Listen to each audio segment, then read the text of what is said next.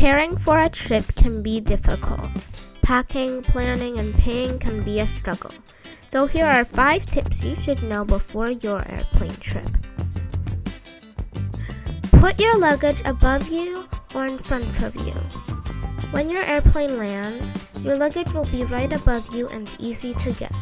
Putting your luggage behind you will make you wait until the people behind get out of their seats, which may take a while. Bring wired headphones. If you don't bring headphones and want them, you may have to pay for them. The headphones airplanes provide can be of low quality, so bring your own. Dress in layers. Being up at a high altitude can mean cold temperatures, so you'll need to stay warm. Some airplanes don't provide blankets, so dress in layers to keep warm, or bring a jacket. Bring food with you. Some airlines don't give food or it costs money. Even if they do, it might be disappointing.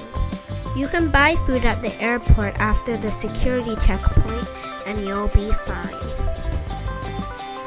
Walk around the cabin. After sitting in your seat for hours, you might need to stretch. So walk around and get some steps in. I hope you found these tips useful.